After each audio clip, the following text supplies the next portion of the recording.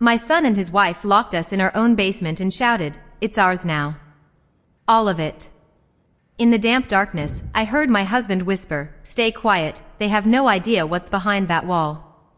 And when their footsteps finally faded, he slid out a loose brick and revealed a secret he'd hidden from me for 39 years. Hello, dear listeners.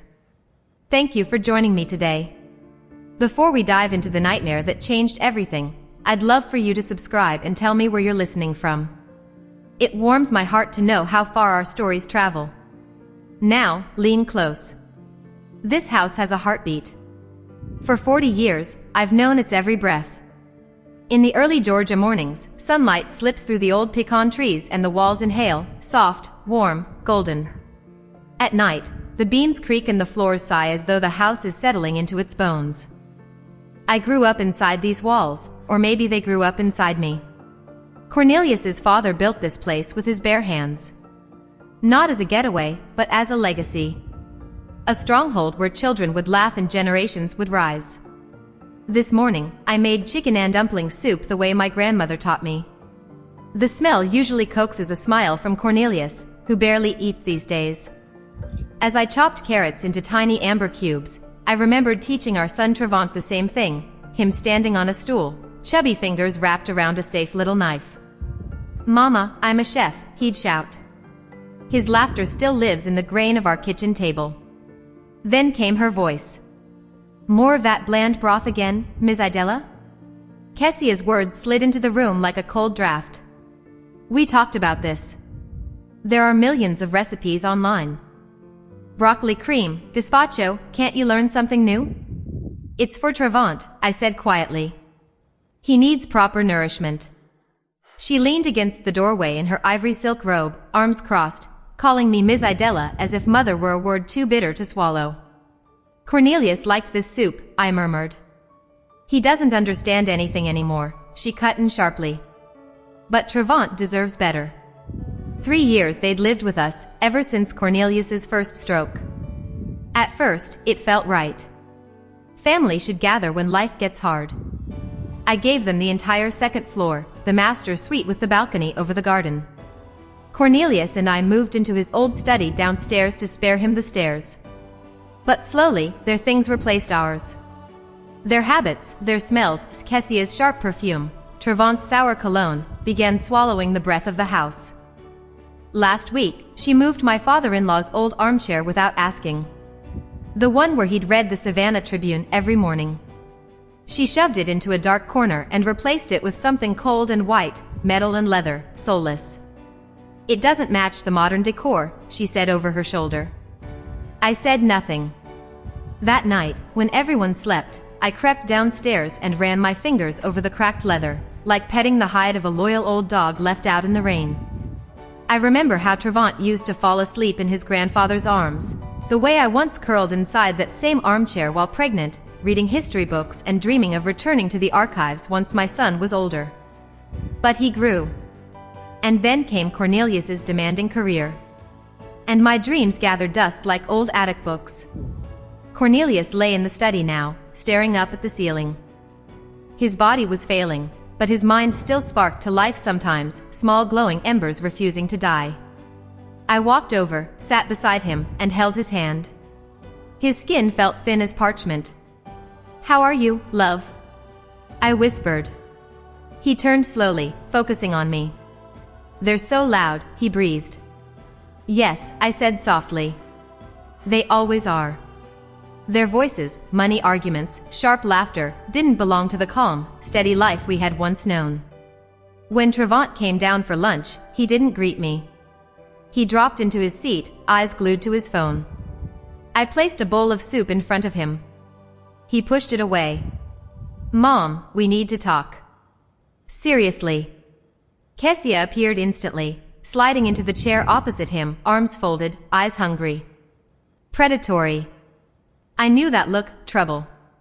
"We've been thinking," Trevant began, still staring at his screen. "With the inheritance, the bureaucracy, and Dad being the way he is, to avoid issues later, you should just sign the house over to me. As a gift. Just paperwork." Cold spread through my chest, not from what he said, but how casually he said it. Like asking me to pass the salt. No, I said. My voice didn't tremble. This house belongs to your father and me. As long as we live, nothing changes. So you don't want to simplify things? Kessia leaned forward. You want your only son running around government offices later, fighting for documents because you couldn't. I understand everything, I cut her off. And that's exactly why my answer is no. At last, Trevant looked up. There was no love there. Only cold irritation. Resentment. As if I were not his mother, but an obstacle. I don't get the problem, he snapped. We live here. We take care of Dad. You live in my house. I'm the one fixing everything. I take care of Father. Right then, Cornelius appeared in the doorway, leaning heavily on the frame. He must have heard everything. His gaze, shockingly clear, went straight to our son. You, he said, voice thin but sharp enough to cut air, are a disgrace to our name. A disgrace. The word cracked across the room like a whip. Trevant's face twisted, not just in anger, but in wounded pride, in the bruised vanity of a man who worships the Dubois name he carries. What? He roared, leaping up so fast the chair crashed to the floor. A disgrace? Have you lost your mind? I'm the one carrying on this name. This house should have been mine. It always should have been mine. He lunged toward his father. I jumped between them. Trevant, stop. No. I'm done. His eyes were wild. This is ours now. He grabbed my shoulders, not hurting me, just forcing me aside, and then hauled Cornelius up under one arm. My husband, weakened and fragile, looked like a rag doll. Trevant dragged us down the hallway toward the heavy oak door to the basement. Trevant, what are you doing? I cried, struggling. You'll have time to think about your behavior, he growled. He shoved us through the doorway. Cold, damp air hit my face like a slap. We stumbled down the first step, only my grip on Cornelius kept us from falling. The door slammed behind us. The iron bolt scraped into place. Darkness swallowed us.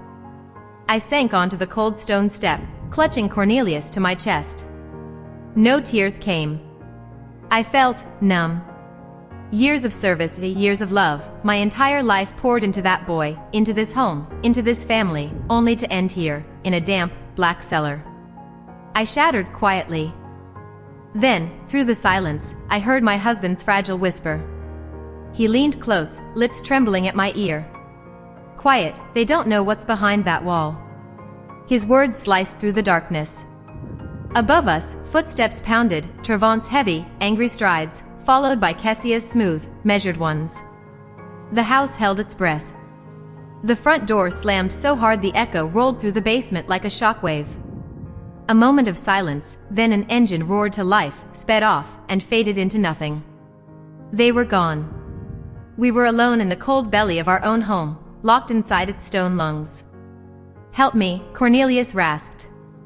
His voice was weak, but there was a steel edge in it I hadn't heard in years. I lifted him carefully. His body shook with cold and exhaustion. Step by step, we made our way down the chipped stairs onto the earthen floor. The air smelled of spoiled root vegetables, damp clay, and forgotten years. Our only light was the thin sliver of brightness leaking beneath the door above us. In that dim half-glow, old shelves sagged with cobwebs, and empty jars glimmered like ghosts. But Cornelius didn't go toward the shelves. He led me to the far wall, straight to the stone foundation. He leaned heavily against the rough, wet blocks, struggling for breath. Here, he whispered. My father showed me when I was 18. Said it was only for the worst of times. He swallowed hard. I never thought the day would come. He pressed along the stones, searching by touch. At last, he stopped. Here. Press. I don't have the strength, he admitted. I placed my fingers on the stone he indicated. At first it felt no different from the others, rough granite, cold and solid. But when I pushed harder, it gave way with a soft click, sliding inward. Behind it, a small square hollow yawned open, black as a swallowed secret. Inside my fingertips met cold, smooth metal. A tin box. The kind children used for tobacco cards when I was a girl. I pulled it free. It felt almost weightless. We climbed back up to the steps and sat together. Cornelius took the box and struggled with the simple latch. His trembling fingers fought it for several long seconds until, click, it opened.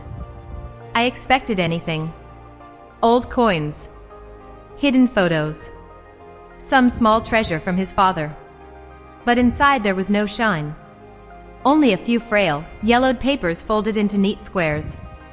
Cornelius took the top document and unfolded it. Even in the dim light, I could see the official seal and faded purple ink. A birth certificate. Read it, he whispered. I lifted the brittle paper. It felt like holding an autumn leaf. The name on it meant nothing to me. Cassius Thorne. Place of birth, Mississippi Prison Hospital. A place I had only ever heard nightmarish stories about. Mother, struck out, father, Orion Thorne. I don't understand, I murmured, staring at him. That's me, he said softly. That's my real name. Something cracked inside me, quietly, like old plaster giving way. For 40 years, I had lived beside Cornelius Dubois, son of the venerable Dr. Dubois, heir to a respected family. Now a fragile scrap of paper was telling me I did not know the man I'd shared a bed with, raised a son with, built a life with. He pulled out the next document. Adoption papers. Cassius Thorne, adopted by Langston James Dubois. The boy was given a new name, Cornelius Dubois. Every page stamped, sealed, dried into history. The last item was not official. A letter. Written in his father's steady, confident handwriting, the handwriting I had seen on birthday cards and holiday notes. Cornelius handed it to me. Son, if you are reading this, the dark time has come, and I may already be gone. I never told you the whole truth. I feared it would shatter the life you built. Your father, Orion Thorne, was a brilliant scientist, an honest, courageous man. In this country, honesty and courage can become crimes. He was framed, declared a national threat, labeled a traitor, and died in prison. I was his friend and colleague. I promised him I would not let his son be lost. I adopted you, gave you my name, my family, to protect you, to erase the trail of a traitor's child. Live with dignity, Cornelius. Carry the Dubois name with honor, but never forget the blood in your veins, the blood of a brave man. I reached the end of the letter and slowly folded it closed. The cold didn't come from the basement anymore. It seeped from inside me, a slow, merciless frost.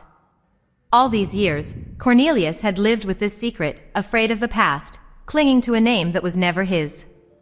And Trevant, our son, he'd built his entire life, his pride, his arrogance on that lie.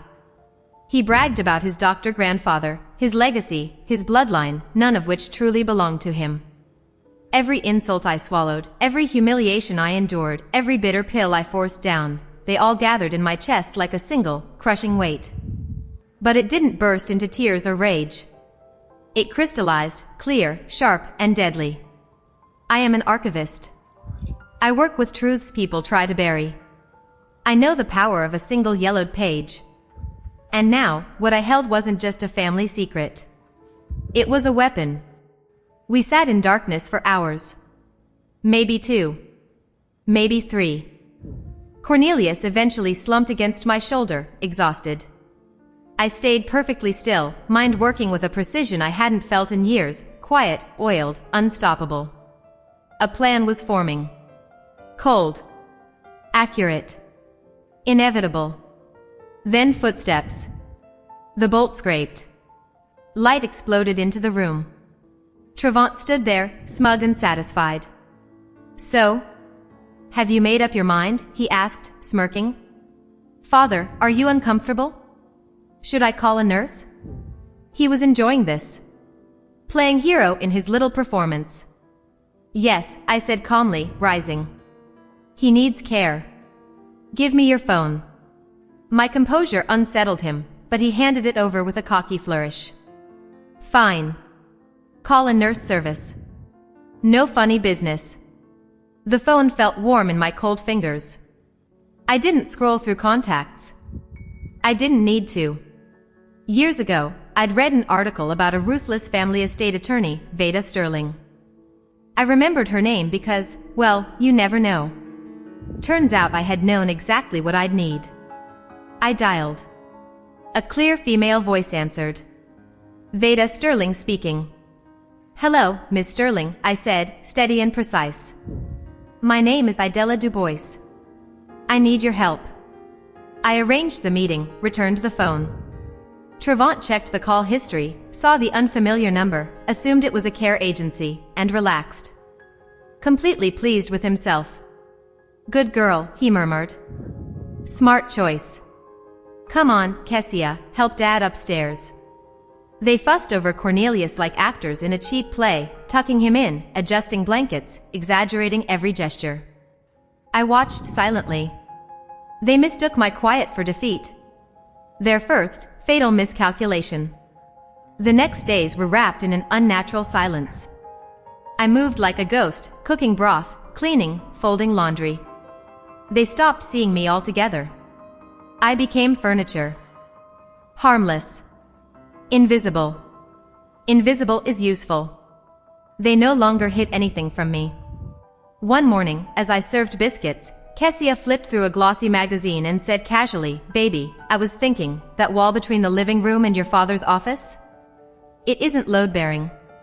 If we tear it down, we could have a huge open space. A studio. Maybe a white marble bar, right here. Her voice floated through the room like it already belonged to her. And I smiled, inside the ice. Because demolition was coming. Just not the kind she imagined. I froze, one hand still on the skillet, as her words echoed in the kitchen. The wall she wanted to tear down. That wall held my father-in-law's desk. That wall held the shadows of his last medical journals. That wall was where Cornelius taught little Trevant to write his first letters. If you looked closely, you could still see a faint pencil mark on the wallpaper, the height of our son at 5 years old. And she spoke of it like it was nothing more than an inconvenient obstacle on her way to a marble bar. Brilliant idea, Trevant said, eyes fixed on his coffee. That study will be empty soon anyway. And the library? We can recycle the books. Recycle. The books his grandfather spent a lifetime collecting, rare volumes of Black history, leather-bound tomes with gold embossing, first editions signed by the giants of the Harlem Renaissance. Recycle. I set the tray of biscuits on the table. My movements were smooth, controlled. Not a single muscle in my face twitched. But inside me, something cracked. Broke. Collapsed. The last shred of a mother's illusion, that some part of the boy who once listened wide-eyed to his grandfather's voice still lived in him, crumbled to dust. They mistook my stillness for age, apathy, decline. But it was the calm of a surgeon studying a diseased organ before making the first cut. Every word, every gesture was a symptom. And the name of their sickness was greed and vanity. The final confirmation came on Tuesday evening. They approached me as I sat by Cornelius's bed, reading old poems aloud to him. Their faces arranged into the solemn expressions people use when visiting the terminally ill. Mom, Trevant began, his voice dripping with counterfeit compassion. Kessia and I have talked. We know how hard this all is on you, the house, Dad, everything. You've sacrificed your whole life for us. You deserve rest. Kessia leaned in, placing her manicured hand lightly on my shoulder. The touch was soft, but cold as a needle. We found a wonderful place for you, Ms. Idella, she said sweetly. Not a nursing home, no, an elite senior community. Just outside Atlanta. Pine trees. A pond. For meals a day. Medical care around the clock. Your own cozy room. You'll be able to read, walk, socialize. We'll visit every weekend. They looked at me, expecting gratitude. They truly believed they were helping me. They were offering me, a woman who built this home, who raised this family, a warm little room in exchange for my roots, my history, my life. They wanted to uproot me like old furniture and repot me in a government-approved planter so I could wither quietly, out of their way. I lifted my eyes to them. I looked at Trevant, his face so reminiscent of my father's, yet utterly foreign. I searched for something in him, anything, a flicker of doubt, a flash of shame. There was nothing. Only righteousness. And mild irritation at having to expend emotional energy on this conversation. And in that moment, the last drop of motherly love inside me went still. It didn't evaporate in rage. It didn't dissolve in sorrow. It simply died. As quietly as a spring snapping inside a clock that's ticked faithfully for 40 years, and finally goes silent forever.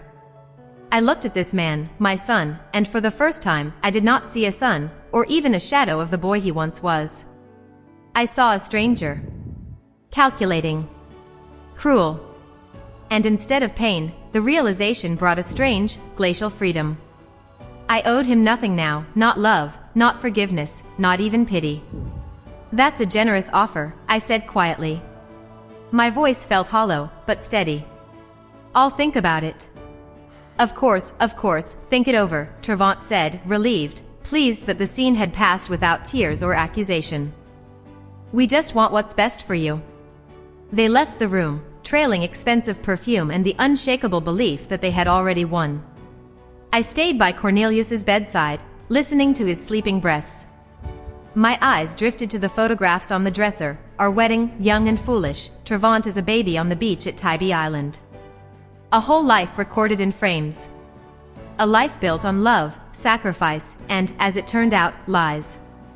Yet even those lies were nobler than the truth revealed to me today. For the first time, I no longer felt like a victim.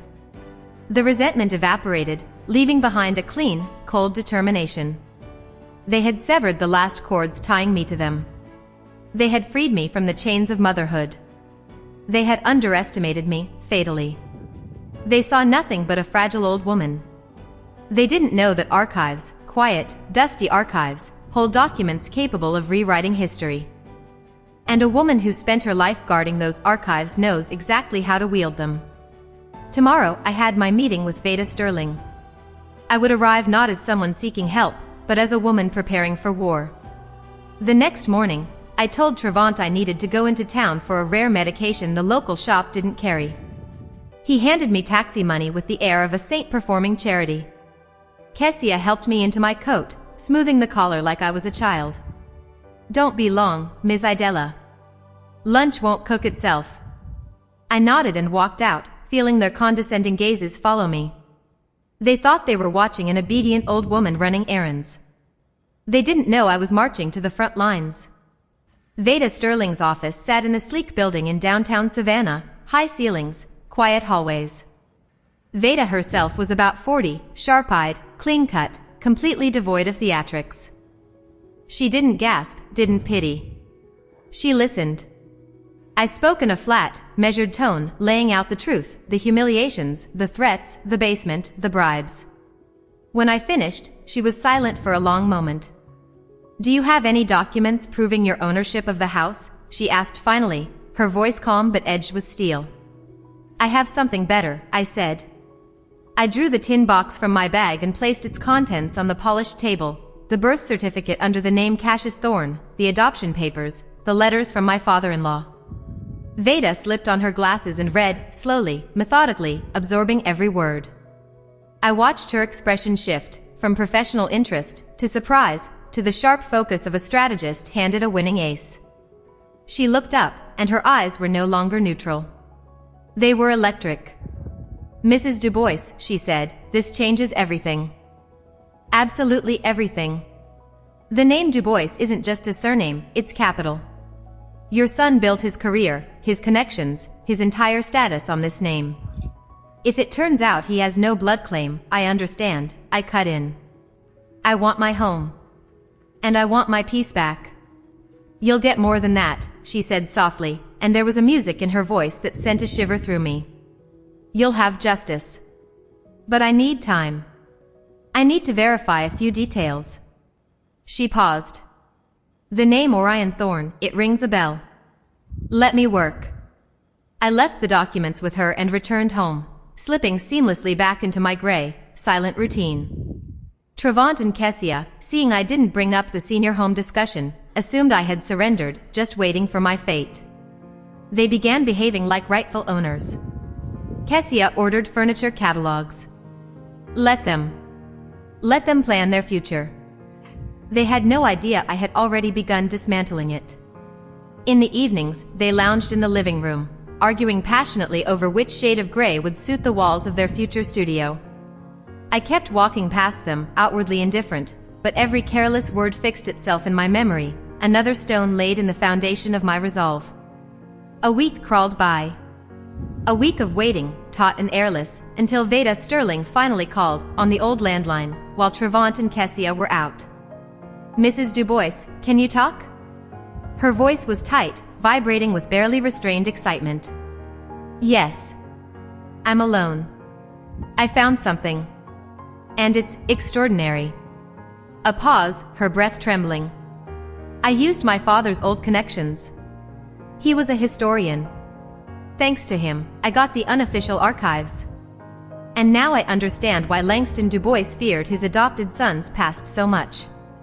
She inhaled sharply. Orion Thorne wasn't just a dissident. That word is far too gentle. He was one of the greatest theoretical physicists of his time, a genius destined for history. In the late 60s, he worked on a national project of immense importance. But he refused to support a development he believed could lead to catastrophe. They tried to persuade him. Then to force him. He refused, and so they destroyed him. My breath stilled. "They fabricated an entire case," Veda said. "Not just dissent. Treason. Accused him of leaking classified data to foreign intelligence. There was a secret trial. His name was erased from journals, from institute records, vanished. But in the narrow world of government and academia, his name survived as a stain. Not a scientist. A brand of disgrace." I sank into a chair, suddenly hollow. "Do you understand what this means?" Veda's voice dropped, steady and grave.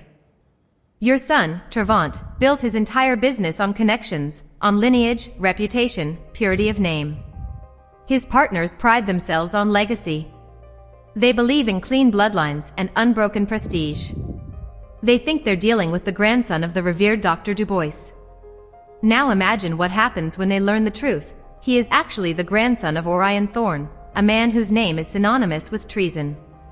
There it was. The weapon I had imagined, only it wasn't a gun. It was a bomb. A bomb powerful enough not just to reclaim my home, but to annihilate the entire world my son had spent his life building. "This won't just cost him his inheritance," Veda finished. "It will destroy him socially, professionally, financially. He will become an outcast. For him and his wife, it will be worse than death." I hung up. The kitchen was quiet, sunlight spilling across the floor. A geranium bloomed peacefully on the windowsill. Everything looked unchanged. But the world had shifted. The stakes had climbed past the sky. It was no longer about an old house or a humiliated mother. It was about the total collapse of my son's life. And I felt no fear. No pity. No flicker of maternal instinct begging me to stop. Nothing. Only a cold, exquisite satisfaction, justice, pure and sharpened. "You wanted my home. You wanted to cast me out. You wanted to erase my life like an unwanted footnote. Fine. Let's see how you like watching your life erased, when the foundation of pride and lies you built collapses into dust at the whisper of truth." I stood and looked out the window. The garden I planted myself. The old pecan tree where young Trevant once played. I said goodbye to that boy, the one I loved more than my own heartbeat. Because the man upstairs? I would pull the trigger on him without hesitation. I turned from the window and heard a car racing up the driveway. They were back. My heart didn't flinch. It beat steady, cold, counting down the seconds to the beginning of the end. I walked into the hallway to meet them. Not as their servant. As the owner of the house. For the first time in months, my shoulders were straight. They burst through the door laughing, arms full of glossy shopping bags from boutiques I could never afford. Kessia waved a roll of wallpaper. They were glowing, buzzing with dreams they were building inside my walls. Idella, you're here, Kessia tossed over her shoulder, barely seeing me. Trevant, look. This pearl shade would be perfect for the foyer. They didn't notice a thing. Too in love with their future to see the shift in the present. 2 days later, Saturday morning, the doorbell rang. Trevant grumbled about unannounced visitors as he went to answer it. I waited in the living room. I knew exactly who it was. Veda Sterling stood on the threshold in a sharp dark suit, a slim leather case in her hand. Behind her stood a man who looked official, a legal courier. Dubois Trevant Cornelius? Veda asked, her voice cool and businesslike. Yes. And you are? He gave her the once-over, offended already. My name is Veda Sterling. I represent the legal interests of the owner of this property, Idella Dubois. This is for you. She handed him a thick envelope. He took it, bewildered. Looked at her. Then at me. His confusion slowly curdled. Owner? What owner? This is my family's house. I suggest you read the documents, Veda said, frost in her tone. Kessia drifted in, curious about the voices. She frowned at the unfamiliar woman. Trevant tore the envelope open. As he read, the color drained from his face. Confusion burned into anger, then he burst out laughing, loud and unhinged. Eviction? Mom, is this your idea of a joke? Did you hire this actress to scare us? This is ridiculous. Kessia snatched the paper from him, skimmed it, and smirked. Idella, we thought you were harmless, but apparently you've decided to play pretend. Cute. But we don't have time for this. She turned to Veda. My mother-in-law has misled you. She's elderly. A bit confused. Here, with triumphant flair, she marched to the file cabinet and pulled out a folder, extracting a set of papers. These are the real documents. The deed. The house belongs to my husband, Trevant Dubois. So please, use your papers however you wish. She thrust the document toward Veda. Veda accepted it without even glancing at me. She lifted the page to the light, studying it with calm precision. Interesting document, she murmured at last, handing it back. Especially the signature. Fresh. And the notary stamp. Her eyes sharpened. I know this notary. Henderson. Pity he died 2 years ago. Must have been quite a challenge to notarize from the other side. Silence detonated through the room. The smile died on Trevant's lips. Kessia went pale. What? What are you talking about? She stammered. I'm talking about the fact that this deed is a very clumsy forgery, Veda said evenly. Forensics will confirm it within a day. Then we won't be discussing eviction, but felony fraud and theft. Which carries prison time. Trevant stepped forward, face red with rage. Who do you think you are, threatening us in our own home? I'm an attorney, she replied coolly. And I'm not threatening. I'm informing you of the consequences. This house belongs to my client. Proven by the original will of your late father, Langston Dubois. It names one sole heir of his entire estate, his daughter-in-law, Idella Dubois, as gratitude for her care. Your father, Cornelius, knew this and never contested his father's wishes. She let the word father linger, just a touch. The first incision. Trevant and Kessia exchanged a glance. For the first time, I saw something real in their eyes. Not anger. Not contempt. Fear. Raw, cornered animal fear. This isn't over. Trevant shouted. We'll fight it. We'll prove she's incompetent. That you manipulated her. I am the Dubois heir. I have a right to this house. Veda nodded slowly, almost as if she had been waiting for this exact outburst. She stepped closer. Her voice dropped to a low, intimate warning. You can certainly fight. File motions. Contest the will. Go to court if you like. A beat. But remember, mister. Du Bois, you would be fighting against the expressed, recorded, legally binding will of Langston Du Bois.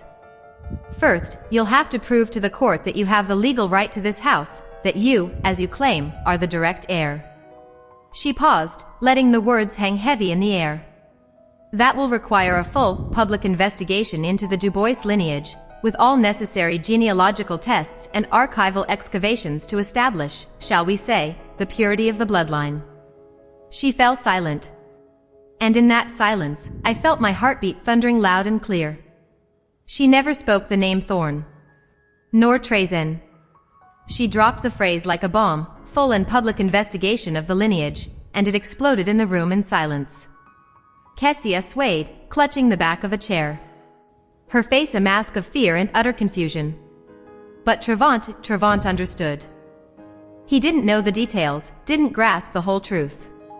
But he heard the threat aimed straight at the core of his world, at the foundation of his identity. His lips turned blue. They looked at me, the quiet, silver-haired woman who had stood silently by the fireplace all this time. And in their eyes, finally, I saw what I'd been waiting for. Not just fear, but recognition. Recognition that the old woman they erased, locked away in the basement, ready to be shipped off to a nursing home, they had underestimated her. She held the strings of their fate.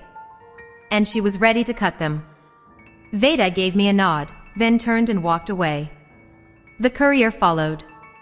The door clicked shut, a faint sound, like a gunshot in deafening silence. 3 of us remained, me, my son, and his wife. The air grew thick, heavy. Hard to breathe. Trevant was first to recover.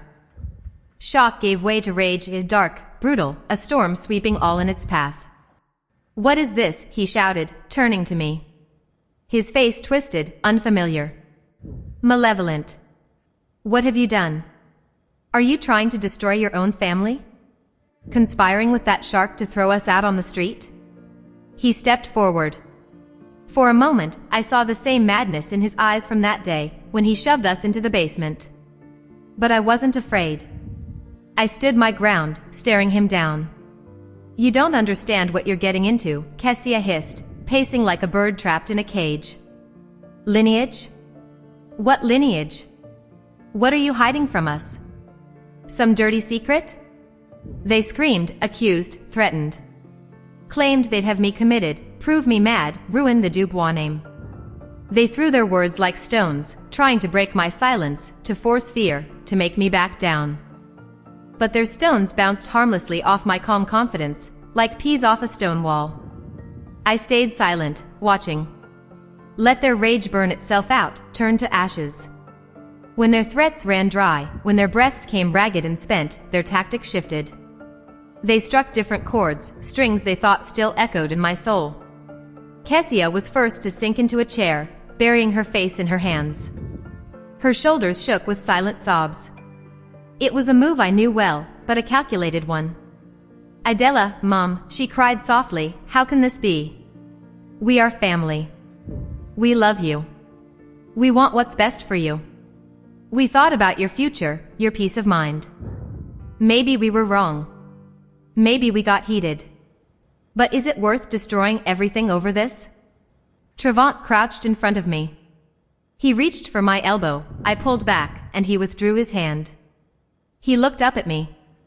The anger was gone from his eyes, replaced by feigned sorrow and filial pain. "Mom," he said quietly, naively, "remember everything that's happened. Remember how you raised me. You gave me everything. You sacrificed your career, your dreams for me to become myself. Now, are you really willing to destroy all of that? Are all those sacrifices just to throw me out of my own home?" He spoke of sacrifices, mine, ones he never appreciated in life. He brandished them like a dusty old flag he wanted to hide behind. "I'm your son, Mom." His voice trembled. And this time, it almost sounded sincere. "Fear is a good actor. Your bloodline, your legacy, everything I do it for the future of our family, for our name, to make Du Bois shine even brighter. That's your honor too. Your father's honor. Your grandfather's." He spoke, and I looked at him. For the first time in a long while, I felt something other than cold anger and fierce resolve. Regret. Deep, piercing, almost unbearable regret. Not for my son, but for the man sitting at my feet. A man whose life turned out to be a house of cards built on someone else's sinking sand. He clung desperately to that name, that legend, because it was all he had left. Without the name Du Bois, he was nobody. He waited for a response. Tears. Accusations. Maybe even forgiveness. He waited for a mother's heart to stir. But it stayed silent. That heart had turned to stone long ago, in the basement. I sighed slowly. And when I spoke, my voice cut through the quiet like a blade, calm, unwavering, shaking them both. The house is the least of your worries, Trevant. He stared at me, confused. He'd spent his whole life, I continued, locking eyes with him without blinking, claiming a legacy that was never yours to claim. The respect you demand, the name you built your life, your business, your pride upon, all a ghost. I said nothing more. No explanations. No mention of Thorn. No stories of his true grandfather. I let the words hang, a ghost. I saw his mind race, struggling madly to understand. I saw the fear creeping into his eyes, the shape of something vague, yet monstrous. What? What are you saying? He whispered. What legacy? What name? I am a Du Bois. My father is Cornelius Du Bois. My grandfather is Langston Du Bois. Langston Du Bois, your grandfather, was a great man, I said softly, with a heavy grace. He gave your father his name to save him, and you. You've turned that name into a commodity, a shield for your vanity. And you've defiled it. His father was right. I let him piece the rest together himself. I knew my son's imagination. I knew his deepest fear, the fear of being worthless, of being a fraud. Now I saw those fears reflected in his eyes, fed by my silence. He could imagine anything, illegitimacy, a hidden shame in the bloodline, any blot to stain the brilliant name of the Du Bois family. Any one of those speculations would be torture. I had fed him poison to ponder, slowly eating him from within. The horror of the unknown was my strongest ally. Kessia looked at me, then at her husband, utterly confused. All she saw was her strong, confident Trevant, crushed on the floor by a few words. I stood up, exhausted yet strangely relieved. You have 3 days to move out, I said, heading toward my room. I advise you not to waste that time arguing. I closed the door behind me. I heard no words after that. I found Cornelius sleeping and sat beside him. I took his hand. Warm. I looked at his peaceful face and thought of the burden he'd carried his whole life, and the terrible price our son would pay because that burden was never lifted in time. 3 days passed in thick, tense silence. They didn't move. I heard whispers for hours, locked inside their bedroom. Their phones rang constantly. I knew they wouldn't give up. They were preparing their final desperate move, and I was ready. On the third night, Trevant entered my room. He wore an expensive suit, his face pale but determined. There was a fierce, almost desperate confidence about him. Tomorrow at 11 a.m. at Unquack, our townhouse, he said sharply. Family council. Everyone will be there, Uncle Peter, Aunt Vera, my key business partners. You'd better bring your lawyer. Let's see who wins. He turned and left without waiting for a response. It was a challenge, their final move. They were shifting the battleground to their turf, surrounding me with allies, crushing me with public opinion. They planned a public hearing where I'd be labeled a bitter old woman, manipulated by a predatory lawyer. They'd declare me incompetent, seize control of both me and the house. A smart move, but once again, they underestimated me. The next day, precisely at 11, Veda Sterling and I stepped into the spacious, coldly furnished living room of their city apartment. It was packed with family I hadn't seen in years. Peter, Cornelius's cousin, a powerful city official, his wife Vera, draped in pearls. And strangers I barely knew, their faces hard with business focus, partners Trevant clearly respected. Trevant and Kessia stood center stage, playing the hosts with polished charm. Kessia poured water into glasses, the perfect hostess. Trevant exuded a solidity meant to inspire confidence. As we entered, all conversation stopped. Every eye turned to me. Curiosity. Judgment. Pity. To them, I was the matriarch of a messy family drama.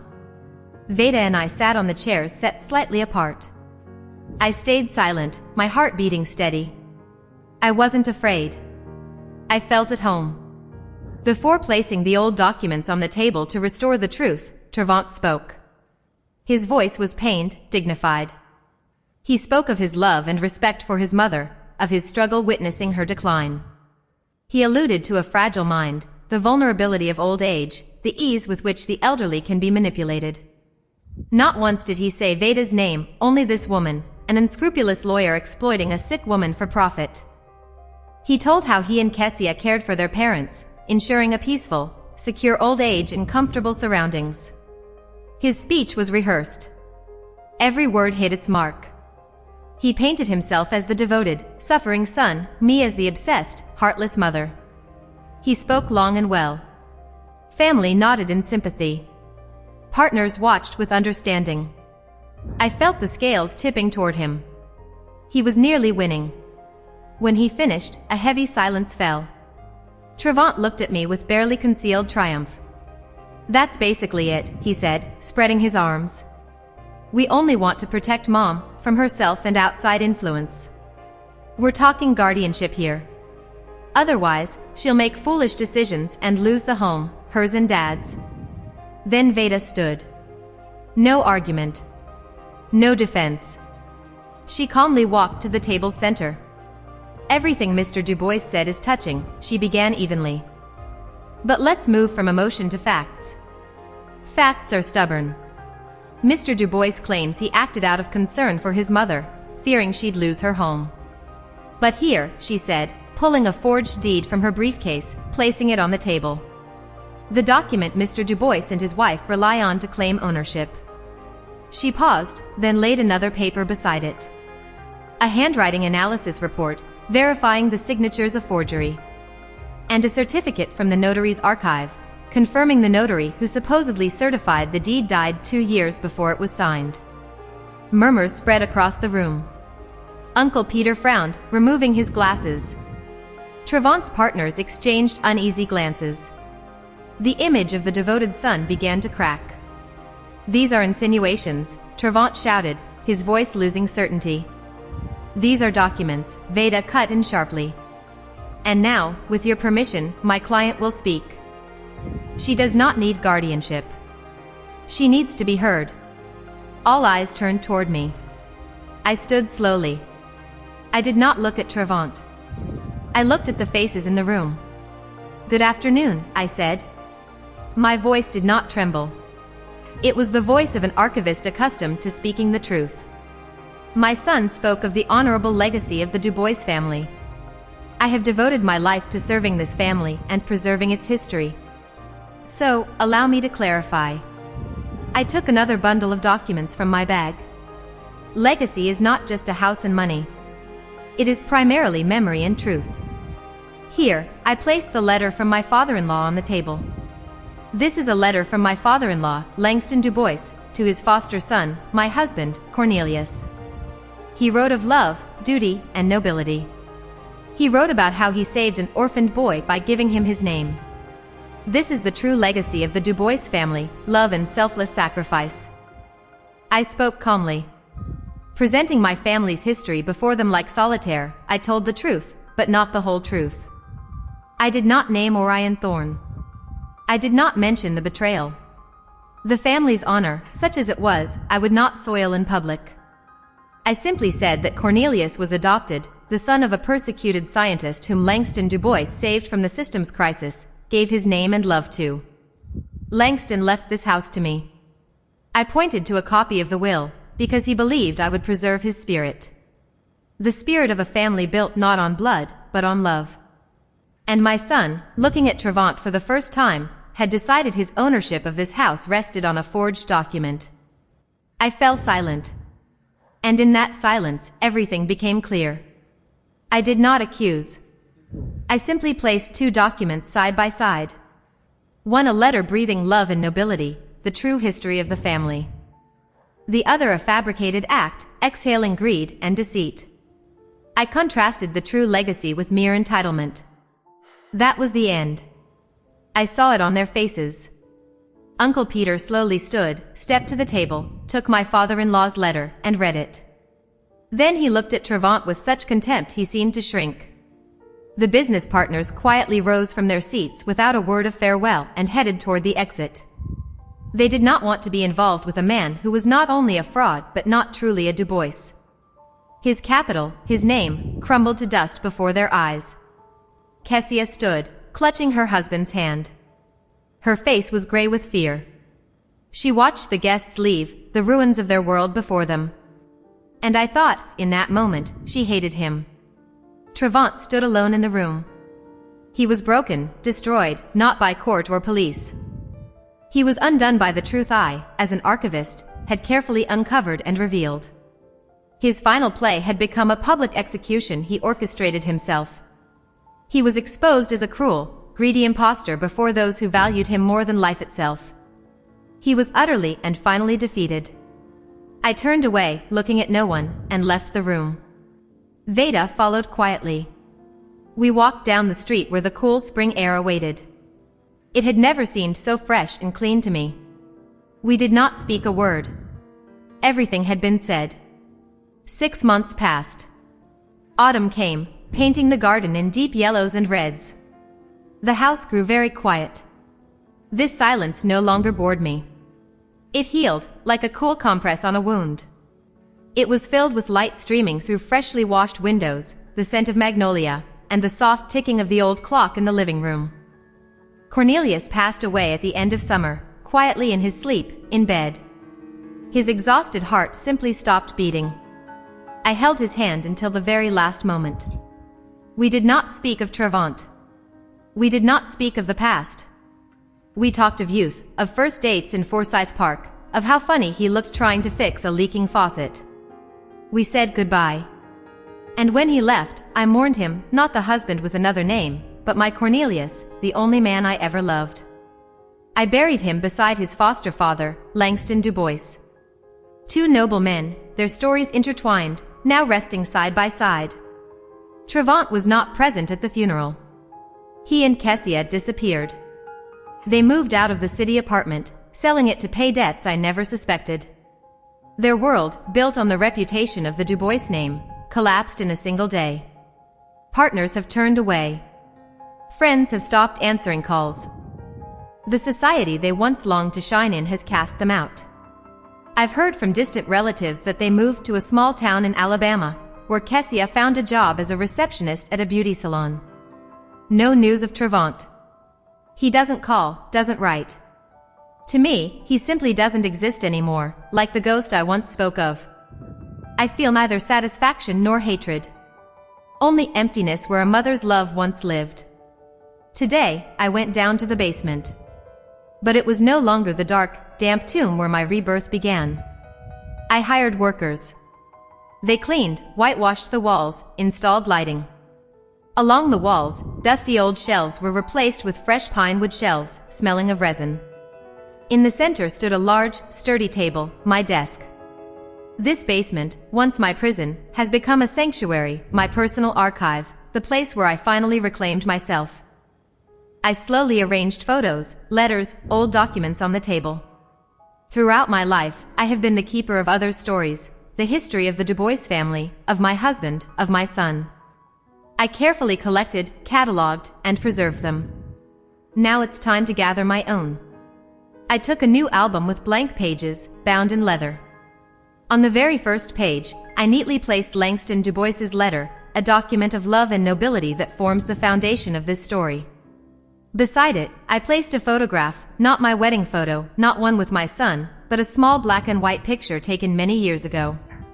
There, a young woman with glasses and short hair sat at a table stacked with old books, looking into the camera with delight. That is me, Idella, a 20-year-old history student at Spelman College, passionate, hopeful, full of plans, the self I had buried beneath the rubble of family duty and sacrifice. I looked at that girl and smiled. I have come back to her after more than 40 years of serving others, through betrayal and pain, through the coldness of the basement. I have finally found her. I am no longer just a guardian. I have become an author, the author of my own story, where I decide what matters and what to leave behind. I do not erase anything. Neither the joy of motherhood nor the bitterness of disappointment. But now I place my own mark. I assign meaning to the events as I see fit. I finish my work and step toward the small, high basement window that the workers cut through at my request. It looks out onto the garden. From down here, the world looks very different. I do not see tree trunks but roots digging deep into the earth. I see fallen leaves turning into soil for new life in spring. I set my hot teacup on the windowsill. The scent of Earl Grey blends with the earth and fading leaves. Steam rises from the cup, and the world outside the window blurs softly like a watercolor painting from long ago. I take a sip.